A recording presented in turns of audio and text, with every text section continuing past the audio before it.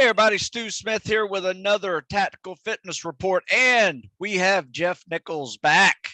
It is so good to see you, Jeff.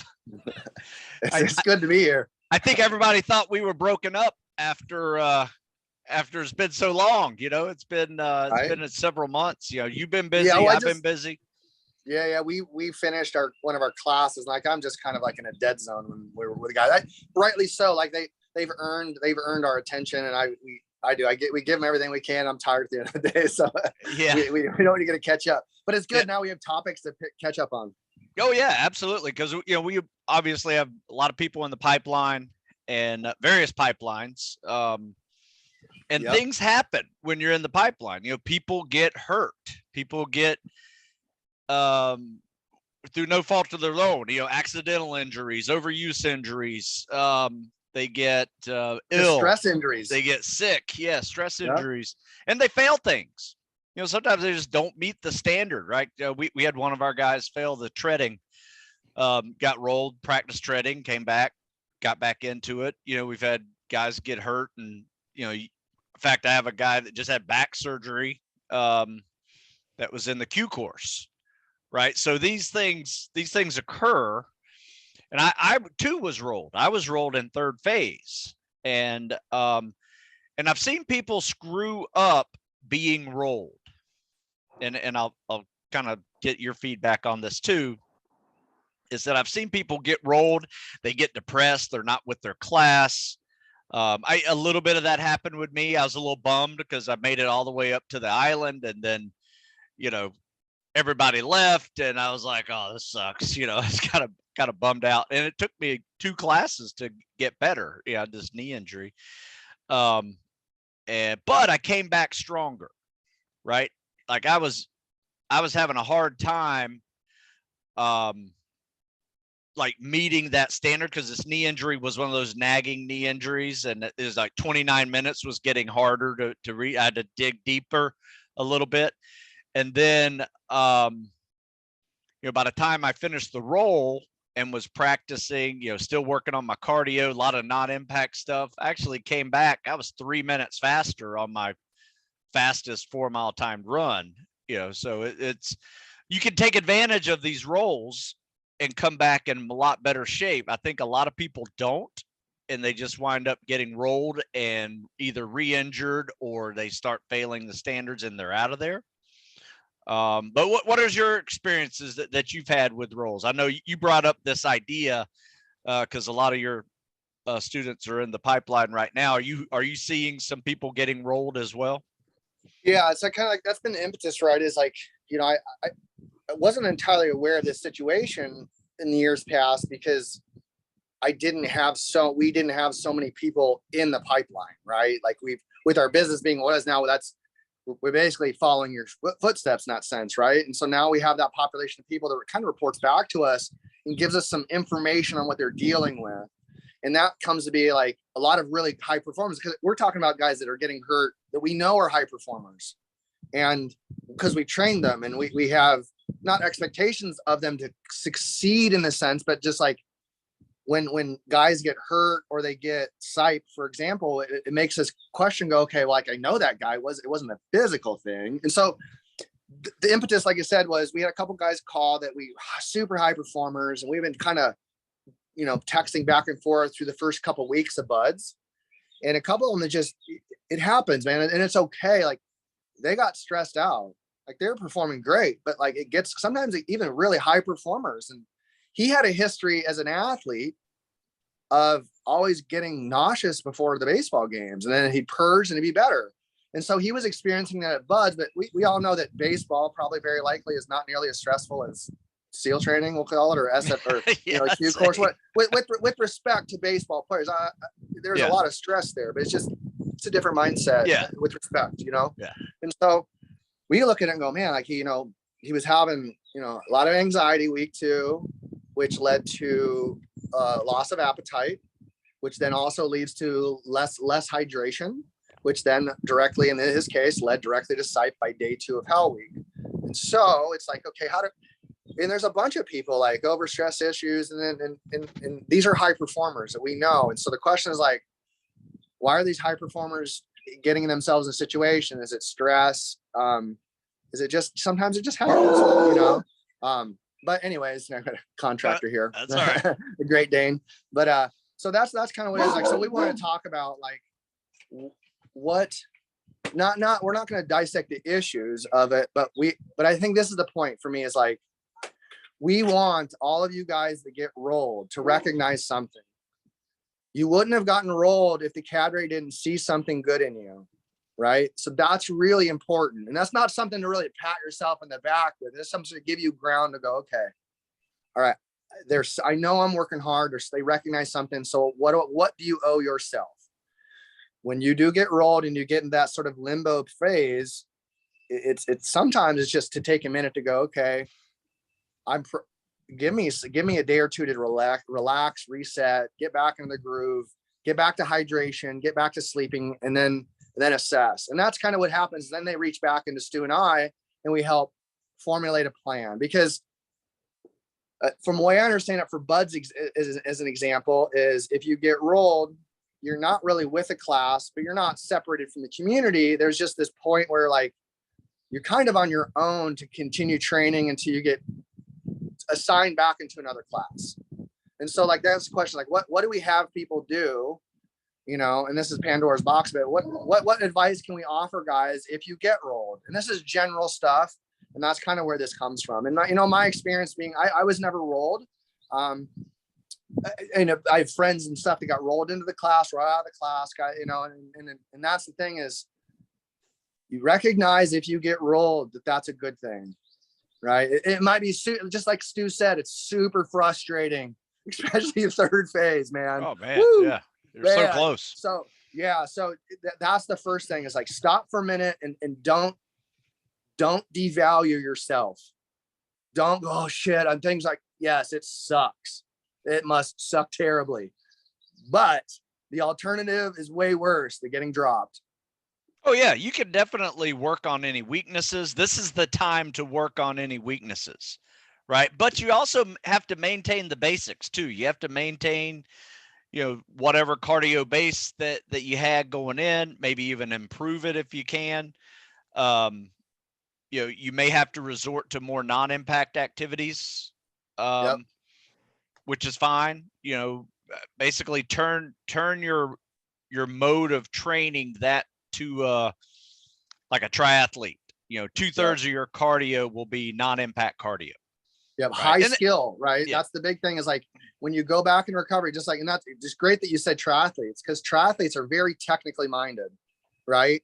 Like they know that they need to be able to ride the bike efficiently. They know they need to have to swim efficiently. And that should be your mindset. It's like, when I'm trying to recover, I need to do it in an efficient manner, and not just, I'll get back into it and punish myself because I need to get tougher because I feel, you know, I hate myself because I got rolled. You know, you just self-deprecate and you just create more problems. Don't do that. Well, I tell you this, you know, you made a good point. You know, one of the reasons why you got rolled is because they obviously want you in the program still.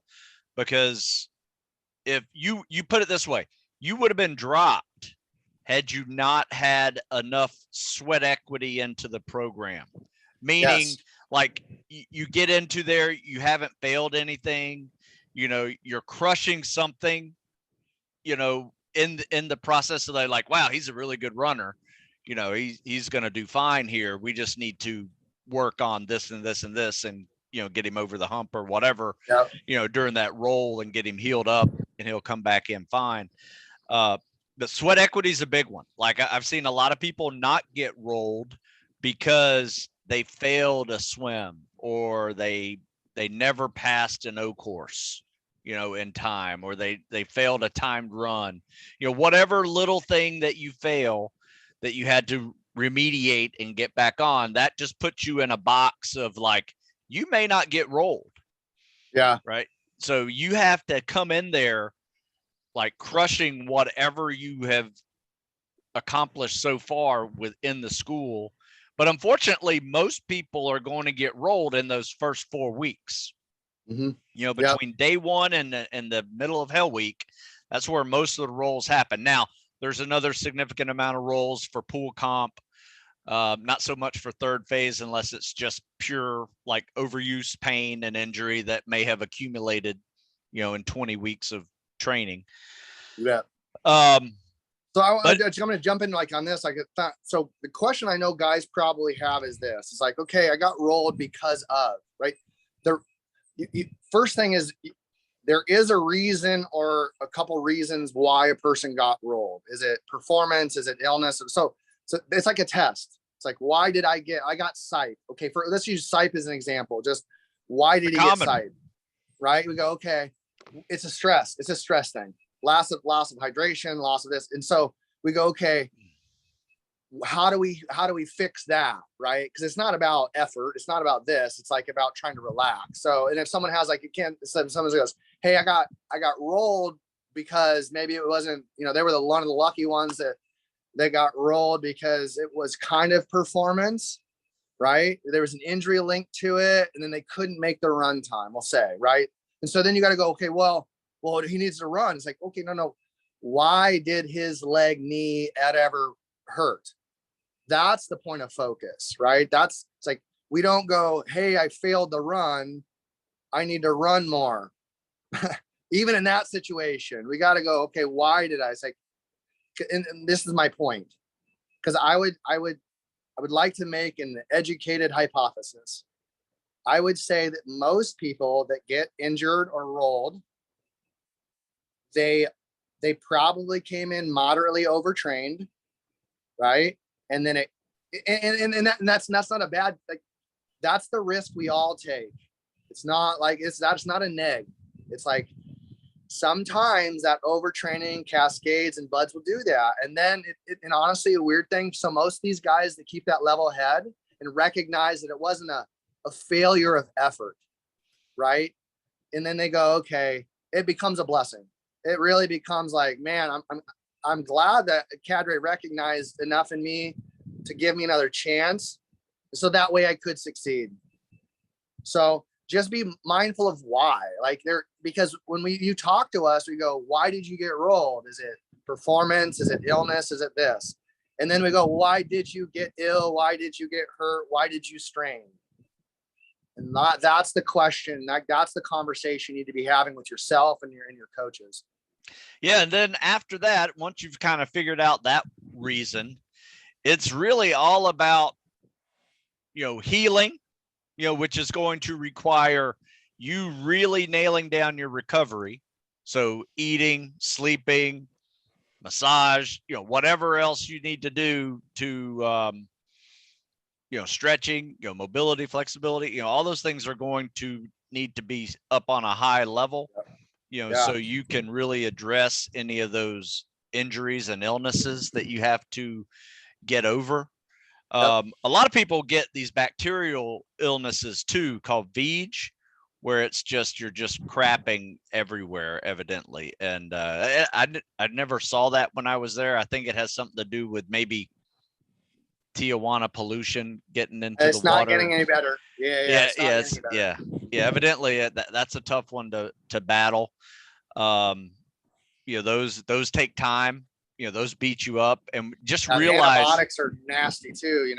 Yeah, and just realize too that when you're crapping like that, you are expelling all of your electrolytes in water at an enormously high rate. Which compounds everything that we're talking about. Now you're dehydrated, you have low electrolytes, your muscles aren't working right, everything's off. You're probably going to become a heat casualty, and if these things aren't addressed, it gets worse. It creates, like that SIPE stress we were talking about. And then, the grand finale is rhabdomyolysis. It is literally a giant snowball that just keeps on going if you're not on top of it. And it usually starts with that low hydration, electrolytes, heat casualty, SIPE. Sometimes SIPE comes first. Sometimes, it just doesn't really matter. It's kind of a mess. And you just have to do whatever you can to,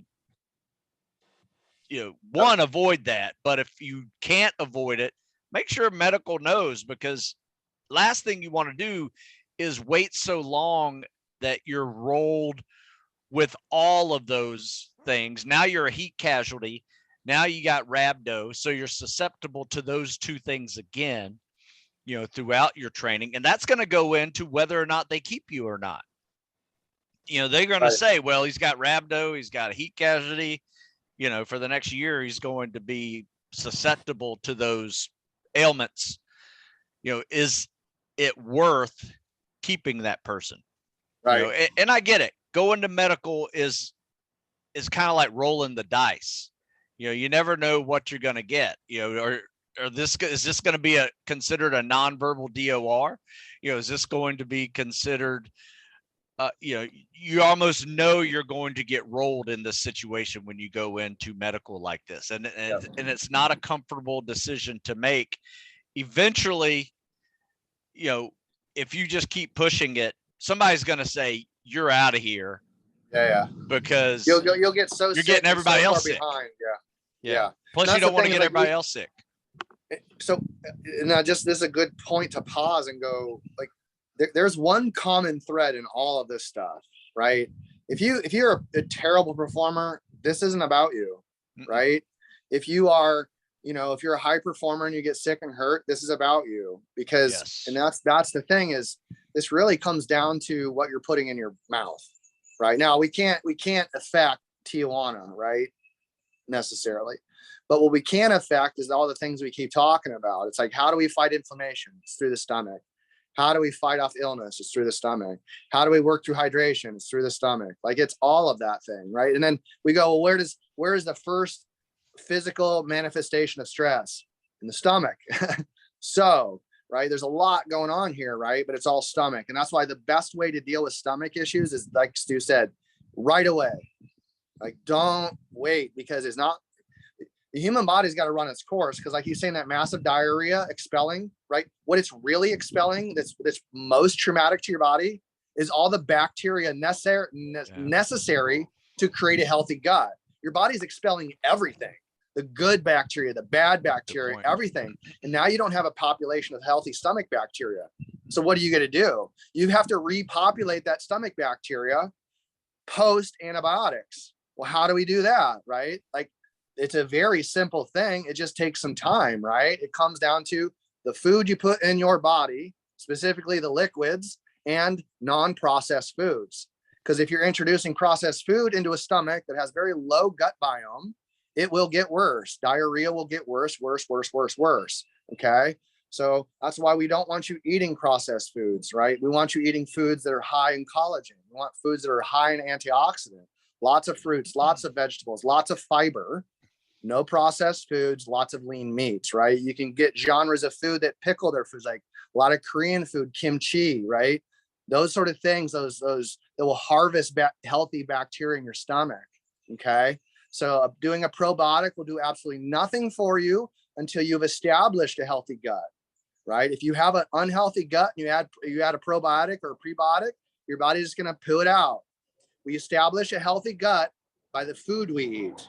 So that's the first thing I tell people is, once you're getting past like the real violent diarrhea and the nausea and the lack of appetite, the first thing you should be doing is trying to repopulate your gut with healthy food, right? Because that healthy food gives the body an opportunity to heal, instead of not repopulate gut bacteria, and then it just diarrhea persists, and you just see your body weight drop, and then you are you're at a loss then. And then it's cross your fingers, go to supply and get a magic wand. I don't know. Pray. Those are your three options. Yeah, you're gonna have to. It becomes a real gut check then. Yeah, pun intended. Yeah, we had the tactical dietitian on here Susan, recently. Yeah, and she's coming down here in a few weeks. Yeah, she's great. We talked a lot about the gut biome, prebiotic, probiotics. It does come down to what you eat. So just to give people for example, Jeff, what are you eating that's good for your gut, like on a daily basis? Yeah. Well, every single morning, I start my day off with athletic greens. Like, it's kind of like my coffee. So I start right away with a micronutrient that's specifically geared towards that. Just let's establish a morning with just straight antioxidants, man. And so then again, then I cut out. I don't have my mornings is so important because I'm refueling from my fast when I sleep. I'm sleeping. My breakfast, I'm breaking that fast. So the first thing I introduce is lean protein. I eat eggs, right? And then I introduce like either potatoes or I'll introduce oatmeal, right? Now I've got a healthy gut. So those are the big things. Each meal, I try to make sure that proportionally I have at least 4 to 6 ounces of fruit and vegetables. So there we go, right there. Like I said, I try to minimize my processed food. But again, anything that grows from the ground, right, or grows from a tree or whatever, like that is the stuff that's meant to kind of stabilize our gut. And then we need to add the additional fuels, the proteins and carbohydrates. And that's the thing is I'm a big proponent, especially during buds initially because of stress. I'm not a big fan of milk, but I'm not gonna demonize it because some people are really tolerant of it.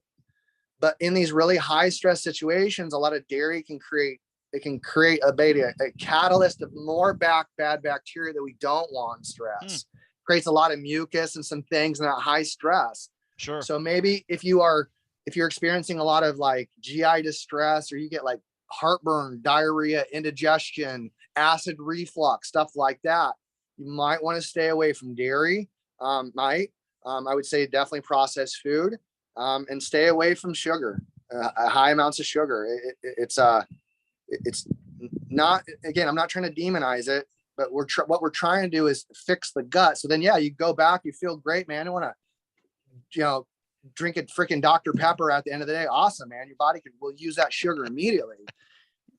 So like this is where it's a conversation, guys. And that's where Stu and I have been really fortunate because we have guys to have these conversations with, and we have the answers. I believe that, but we just need to have a conversation with you to help you. Yeah, I'm very similar in my mornings. I do the athletic greens. I put in a little scoop of like collagen protein as well. And then I mix that with almond milk. Yeah. So, and I just shake that up with almond milk. Cause I'm with you. I get kind of mucusy when I drink milk. Do the same thing, big salads. One thing that I have learned over the years is that something that irritates me, and I think we all have to kind of go through this journey, is if I put on any type of Italian dressing or anything like that, I will taste it again later, right? It has a weird way of like coming back and like, yeah, especially if I'm doing a later afternoon workout or something, it'll come back to haunt me. So you just right. Last thing you want is to have heartburn. I actually had heartburn in Hell Week. But that was the worst. That was the worst thing for me in all of buds. Yeah, 18 hours straight of heartburn because I had like we had this MRE and I think I had like some kind of Mexican breakfast. Something weird. Yes. I was eating like this Mexican meal for breakfast in the surf zone, right? And it was just, I tasted that for the brutal. Next. Yeah, I remember that. Yeah, so because I remember that was the word. I was bent over in the surf zone once, in so much pain, and then the cadre they're like suck it up, Nichols. Your rash isn't that bad, and I was just like bloody, right? I was like, it was like the last night of hell. It's like the second to last night. And they had to pull me off and they had to give me injections. I was like, I couldn't stand up. My heartburn was so bad. And it's just, that was the worst thing about Hell Week and buds in general was heartburn. And then it took me about 2 weeks before I could like swallow without pain. Yeah. It irritated my esophagus. Well, I think too, you're aspiring all that salty air too, right? So it's an additional dehydrant, and you're ingesting sand and water constantly, and salt through Hell Week, and it's just. But it's beautiful. Hell Week does exactly what it's supposed to do: is create so much stress, it makes you question whether you want to be there. It's gonna be there, guys. We don't want any of these things to go away. We want you to be stressed out. We want you to experience this stuff because now you get full benefit of the experience. That's the test. That's it, man. That's the test. Yep. So I think that, there isn't a million reasons why people tend to get rolled, right?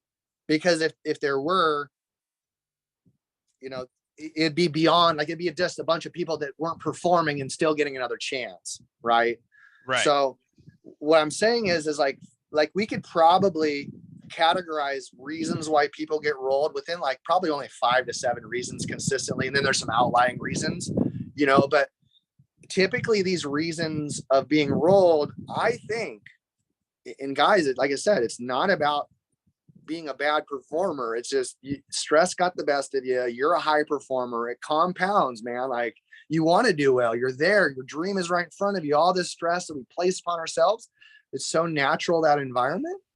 But sometimes, even in your own self, man, you might be just say it to yourself. Admit it. Like, if you just admit, like, you know what? Like, yeah, Bud's fucking tough, man. Like, this is bound to happen. Oh, okay. Well, if this is bound to happen, then this is kind of normal. And if this is kind of normal, then I can deal with this. Yeah, I think there's 2 things that you need to differentiate. There's the white shirt rollback and there's the green shirt rollback. One obviously has more sweat equity in the game than the other. Yep. And a white shirt rollback usually means you're going to have to redo probably the hardest 4 weeks at Bud's. Yep. When we're talking about logs and boats and, all the pool skills that you had to perform, and then of course Hell Week itself. Yep. That is a lot of stress. So if you're a white shirt rollback, made it all the way up to Hell Week, you get rolled for whatever reason. Let's say you got sick, right? You're going to have to redo all that you just did. And that's a big pill to swallow, right? That's a lot of stress. What's coming. The good news is, what's coming. You've handled it before. You might have a little more confidence. You can help your next class go through a lot of that. So you got to start picking out the positives of this. Agreed.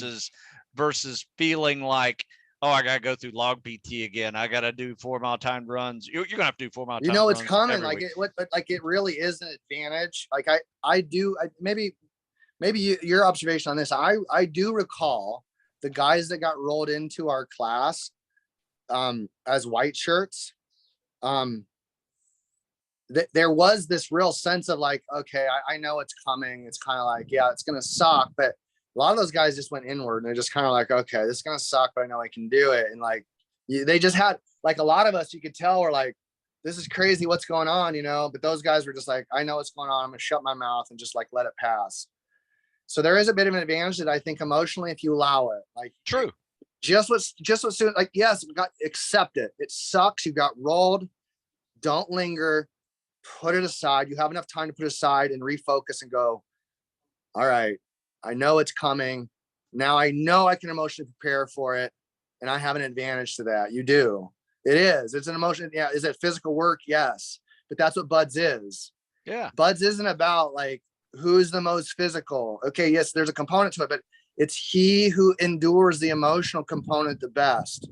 And that's your test. Like, that's your karma. That's your plight. That's what you want to call it. It's like, you got rolled. That was your destiny. That was meant to be. You're exactly where you're supposed to be right now for whatever reason, but you're there. Take advantage of it. Yeah. That's a really good point. And once again, you coming into that class, that new class of everybody's anxiety is up high. They're about to start day one of first phase. And you're just kind of sitting there chilling, but you can really do some good for your entire class, but especially your boat crew. You can talk to all the members of your boat crew, get them, say, here's how we're going to do this. Here's what I'd recommend. Because you've dealt with room inspections, right? You've dealt with helmets. You've dealt with stuff that is not new to you. And that, right? Because then if you take the mindset and go, hey, I'm not far removed from it. Let me rewind my mind out 8 weeks and I go, holy crap. I remember being under the log going, this is terrible. Now that's gone. Like, I've been there. I know there's the expectation of the fear is gone. Now it's just anticipation of the work. Yeah. I'd rather anticipate work than fear the outcome. Absolutely. And you may have picked up some techniques that you can share, that's Amen. Make the journey a little bit easier, a little bit smarter, versus harder. And if the journey's only going to be harder for yourself if you allow it to be. Yeah. That's it. It's on you. Yeah. All right. Well, that's good. And then the green shirt rollback, that is usually an overuse injury or someone who failed something, a tactical test that they could not learn and perform to standard. Right. It's usually, I've seen like land nav in third phase. I've seen pool comp for sure. Yeah. The weighted tread. Yep. No one. Yeah. Like trying to think like, no, like the wall, like I was I guess do they still do the lead and slate, like the lead and slate, like after Hell Week? I don't think they do that one anymore. Okay. I don't think they do. I mean, they could. So, like, I just haven't heard about it. Yeah. I would imagine that's probably something that's not around anymore because of sonar. Yeah, that's pretty old school frogman drill. Yeah, we have fucking handheld sonar around now. It's like I don't need lead and slate, Yeah. But it was just torture. Like we didn't need it then either, but it was just like a matter of torture, It's like it was fun jumping off a speeding boat. In the water. Yeah, it was fun jumping off a speeding boat into the water and getting picked back up with the little loop. Yeah. Yep. Yeah. That's about the best part of that week. That was it. Cool, man. But no, I think this is a good one. The biggest thing, what being rolled back is for is, licking your wounds, practicing anything that you struggled with. And just get ready to be an asset to your class whenever you go back in. I think those are the big 3 things you need to do.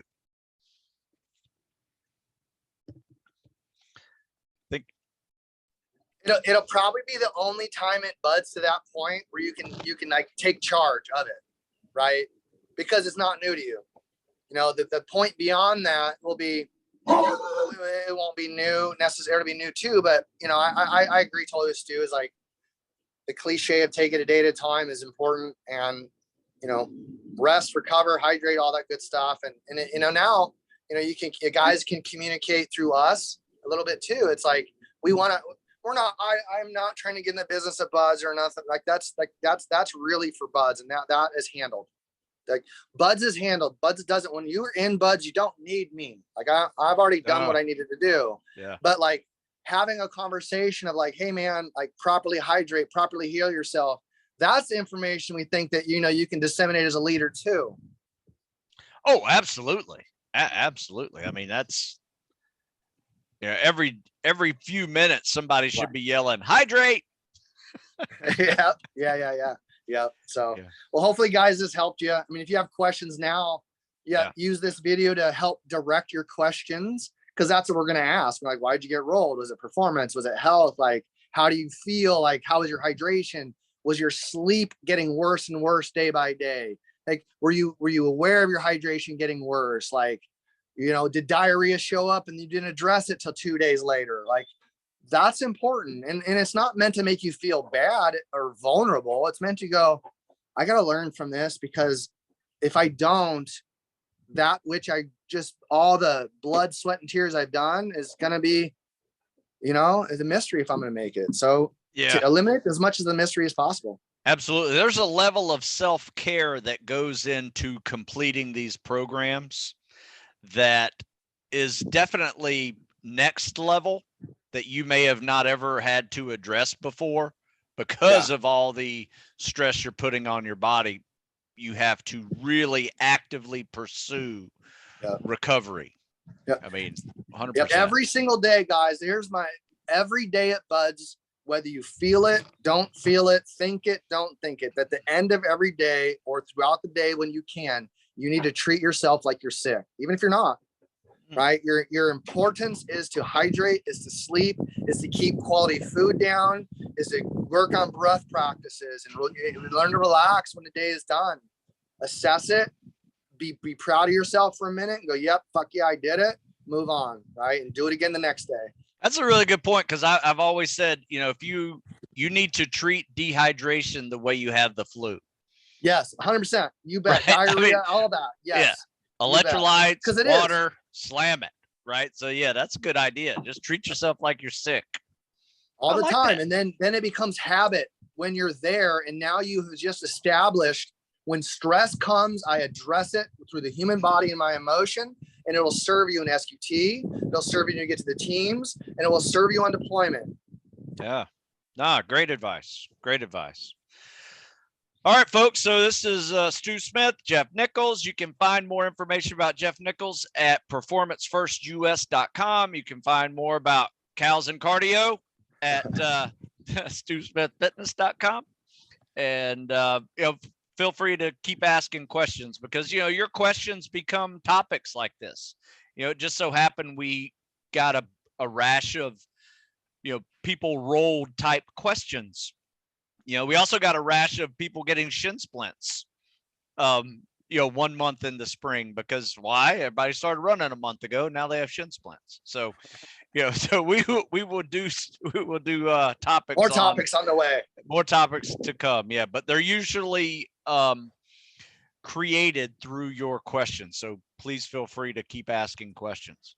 Even dumb ones. We'll tell you they're dumb, but there might be some gold in those dumb questions though, because like if the dumb question gets asked enough, there's commonality, and go, maybe it's not a dumb question if it's common. That is true. Good point. No. I'm just trying to be optimistic. Yeah, me too, Jeff. I'm in a good mood today. So I like dumb questions. That's what I'm going to end it with. All right. All right, Jeff. Until next time, my friend. All right, brother. I'll see you soon.